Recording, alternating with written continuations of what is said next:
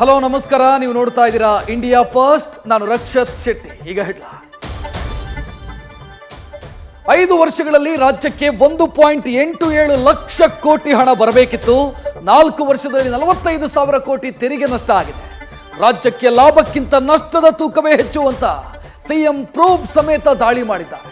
ಚಿನ್ನದ ಮೊಟ್ಟೆ ಇಡತ್ತೆ ಅಂತ ಕೋಳಿನೇ ಕುಯ್ಯೋದಾ ಅಂತ ಪ್ರಶ್ನೆ ಇಟ್ಟಿದ್ದಾರೆ.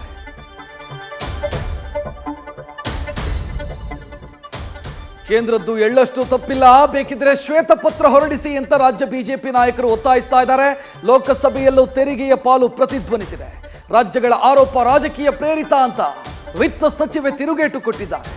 ರಾಜ್ಯಗಳಿಗೆ 100% SGST ಹೋಗ್ತಿದೆ ಅಂತ ಉತ್ತರಿಸಿದ್ದಾರೆ.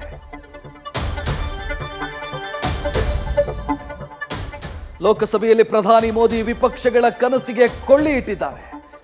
370 ಸೀಟು ಗೆಲ್ಲಲಿದೆ ಅಂತ ಫಲಿತಾಂಶವನ್ನ ಪ್ರಕಟಿಸಿ ಮತ್ತೊಮ್ಮೆ ನಮ್ಮದೇ ಸರ್ಕಾರ ಅಂತ ವಿಶ್ವಾಸದ ಅಂಕಿತ ಹಾಕಿದ್ದಾರೆ.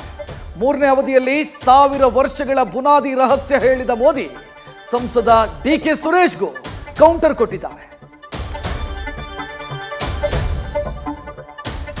ರಾಜ್ಯದ ಗ್ಯಾರಂಟಿಗಳು ಸಫಲದ ಹಾದಿಯಲ್ಲಿದೆ.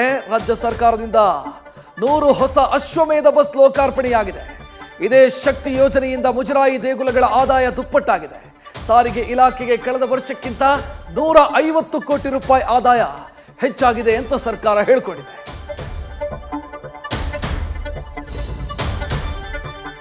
ಕೋಲ ಕಾರ್ಣಿಕ ಪೂಜೆ, ದೈವಗಳ ಆರಾಧನೆ, ತುಳುನಾಡಲ್ಲಿ ಹಾಸುಹೊಕ್ಕಾದ ನಂಬಿಕೆಗಳ ಪ್ರತಿಬಿಂಬ.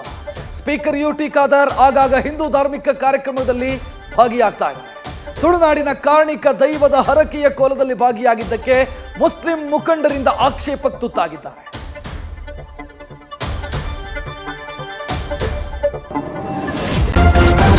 ನ್ಯೂಸ್ ಫಸ್ಟ್, ನಿರ್ಭೀತಿಯಿಂದ ನಿಮ್ಮ ಪರವಾಗಿ.